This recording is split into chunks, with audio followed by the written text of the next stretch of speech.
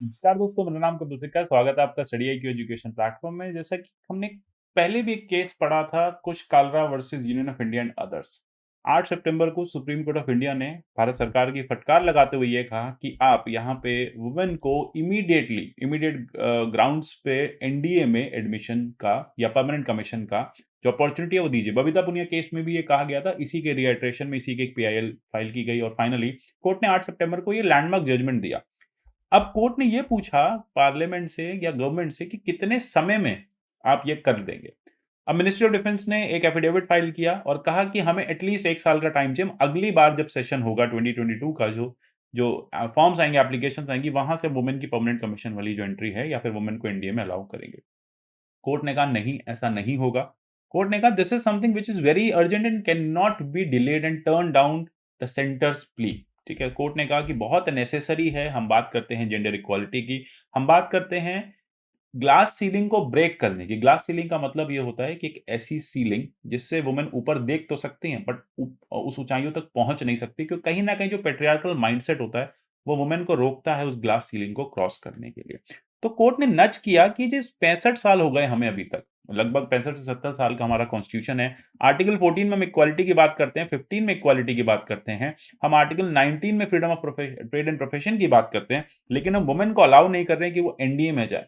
Court ने कहा हम 1 साल और वेट नहीं कर सकते, हम ऑलरेडी देश हमारा 65 साल से ज़्यादा वेट कर चुका है, हमें अभी इमीडिएटली इसका सॉल्यूशन चाहिए और मिनिस्ट्री ऑफ डिफेंस को कहा कि आप जल्दी से कोई सॉल्यूशन ढूँढिए। तो कोर्ट ने कहा gender equality can not be postponed and orders government to allow women for November NDA. जैसे अभी आपने हाल ही में देखा कि एनडीए के फॉर्म्स आए हुए थे, तो नवंबर में ही वुमेन को बैठने की परमिशन जो है वो दो और फाइनली ड्राफ्ट करो रूल्स की कैसे वुमेन जो है वो काम करेगी।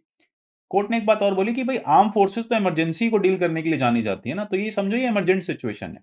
ये बहुत ही इमरजेंसी की सिचुएशन है, इसे जल्दी डील करो। ठीक है, इसमें आप डिले मत करो। इसमें आप जल्दी से डील करोगे तभी तरक्की जो है देश की हो पाएगी। और कहा कि जल्दी से आप वुमेन को अपीयर होने का एक चांस दो।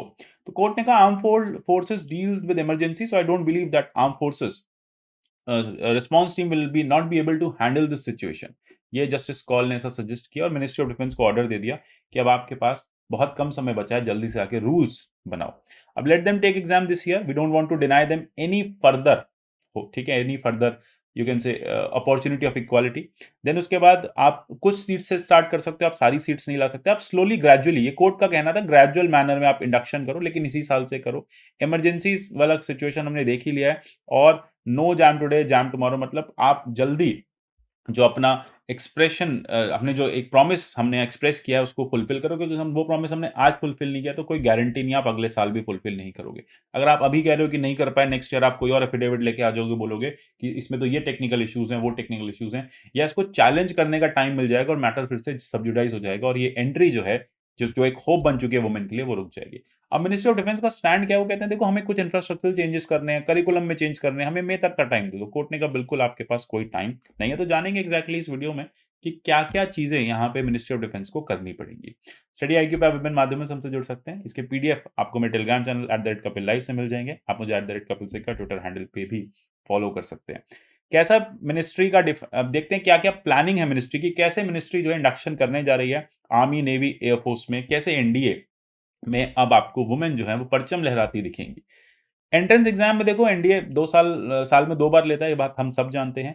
तो यूपीएससी अपना जो पहला जो नोटिफिकेशन है वो पब्लिश करने जा रही है, तो यूपीएससी को थोड़ा होल्ड करना पड़ेगा। हो सकता है एग्जाम थोड़ा-सा डिले हो जाए, क्योंकि अब उनको वुमेन के लिए भी सीट्स लानी पड़ेंगी और वुमेन स्पेसिफिक करिकुलम लाना पड़ेगा। सबसे पहली बात है मेडिकल स्टैंडर्ड्स में उनको कुछ नए चेंजेस करने पड़ेंगे। मेडिकल स्टैंडर्ड्स जो है वो मेल कैंडिडेट्स को ध्यान में रखते हुए किए गए हैं। जो बायोलॉजिकल नेसेसिटीज़ हैं वुमेन बॉडी की, उनको भी अब इनकॉर्पोरेट किया जाएगा। तो इस तरह से नया प्रोसेस फॉर्मुलेशन होगा मेडिकल स्टैंडर्ड्स का। सबसे बड़ी बात है ये मेडिकल स्टैंडर्ड्स उनके एकेडमी जॉइन होने से पहले उनको बताए जाएँगे। एक बॉडी ऑफ एक्सपर्ट्स इसके लिए मिनिस्ट्री ऑफ डिफेंस बैठा रही है, डॉक्टर्स की एक एक्सपर्ट एडवाइस ले रही है कि कौन-कौन से मेडिकल स्टैंडर्ड्स हम यहाँ पे डिफाइन करें, ड्राफ्ट करें वुमेन की एंट्री के लिए। सबसे बड़ी बात है, कितनी वुमेन कैंडिडेट्स अलाउ होंगी ये अभी तक डिफाइंड नहीं है। जैसे कोर्ट ने कहा आप स्लोली ग्रेजुअली ले सकते हैं। स्ट्रक्चरल रिक्वायरमेंट्स क्या है? आपको याद होगा किरण बेदी जब पहली बार आईपीएस, मतलब पहली वुमेन आईपीएस देश की बनी, तो उन्होंने बताया कि उनके लिए एकेडमी में वॉशरूम्स नहीं थे, टॉयलेट्स नहीं थी, ठीक है? तो वो या मेल टॉयलेट्स को यूज़ करती थी या फिर उनके लिए एक अलग से एक मेल टॉयलेट को डेज़िग्नेट किया गया, मेल वॉशरूम को डेज़िग्नेट किया गया क्योंकि इंफ्रास्ट्रक्चर नहीं था। हॉस्टल में ऐसा कोई अलग से विंग नहीं था जहाँ पे वुमेन हो, तो उनके लिए एक अलग से कॉर्नर में एक रूम अलग करा गया। मतलब उनके लिए स्पेसिफिकली वहाँ पे चीज़ें जो हैं क्रिएट की गई।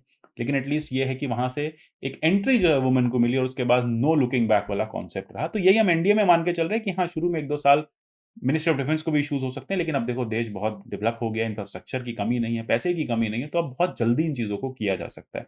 साथ ही साथ ऐसी फैसिलिटीज़ का ऑगमेंट करना जिससे वुमेन स्पेसिफिक ट्रेनिंग को स्ट्रेंथन किया जा सके। एंट्रेंस एग्जाम में एलिजिबिलिटी क्राइटेरिया में फिजिकल स्टैंडर्ड में हाइट, वेट क्या रखनी है, इसके लिए भी चर्चा चल रही है। पैरेलल स्टैंडर्ड्स हैं, वो तो वुमेन के साथ नहीं रखे जाएँगे एज ऑफ एंट्री में। बेसिकली जो मेल के हैं वो नहीं रखे जाएँगे, कुछ आपको रिलैक्सेशन वुमेन के केस में मिलेगा। फिजिकल ट्रेनिंग के केस में भी कहा है कि कुछ ना कुछ चेंजेस यहाँ पे किए जाएँगे, कुछ फर्दर फॉर्मुलेशंस किए जाएँगे, कुछ अलग चेंजेस यहाँ पे लाए जाएँगे। करिकुलम और पैरामीटर जो हैं ड्रिल को रिलेटेड, इक्वेशन को रिलेटेड, इक्विटेशन को रिलेटेड, स्विमिंग को रिलेटेड, स्पोर्ट्स को रिलेटेड वो भी सेपरेटली फॉर्मुलेट किए जाएँगे वुमेन के लिए। फिजिकल ट्रेनिंग जो है किसी भी केसेस में जैसे हम बात करें फायरिंग पे, एंड्योरेंस ट्रेनिंग में, living of the land would be invariable impact the battle worthiness of arm force adversely. इसलिए यहाँ पे डाइल्यूशन की बात नहीं की जाएगी, ऑब्वियसली नहीं करी जानी चाहिए, कंधे से कंधा मिला के फीमेल्स भी लड़ेंगी।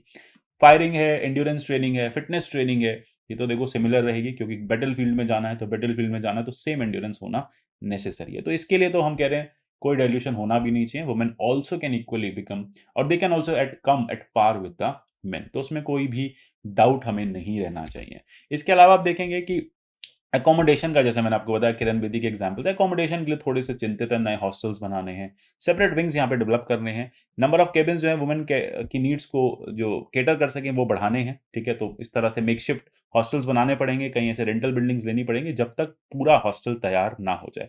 सिक्योरिटी प्राइवेसी अरेंजमेंट्स करने पड़ेंगे, फिजिकल सिक्योरेशन देखो लिविंग क्वार्टर्स की नेसेसरी हो जाती है आर्मी की ट्रेनिंग में। फिजिकल इलेक्ट्रॉनिक सर्विलांस नेसेसरी हो जाता है, उसके लिए सारे इक्विपमेंट्स वगैरह वहाँ होने पड़ेंगे। ये सारी चीज़ें जो हैं वर्कआउट करनी पड़ेंगी। साथ ही साथ देखेंगे कुछ गायनोकोलॉजिस्ट आपको अपॉइंट करने पड़ेंगे, sports medicine specialist, counsellor, nursing staff, lady attendant, ठीक है? ये सब लाना पड़ेगा मिलिट्री हॉस्पिटल खड़गवासला में।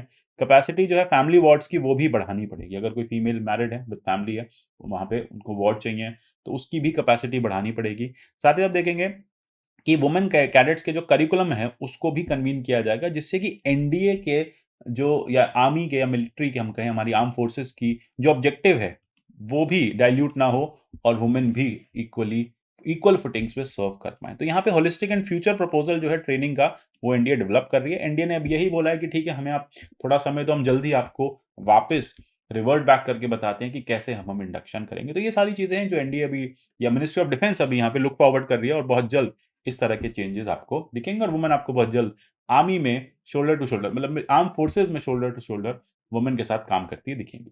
तो आशा करता हूँ टॉपिक आपको समझ में आएगा। मिलेंगे इस तरह के और टॉपिक्स में, तब तक के लिए good bye, take care and God bless you all.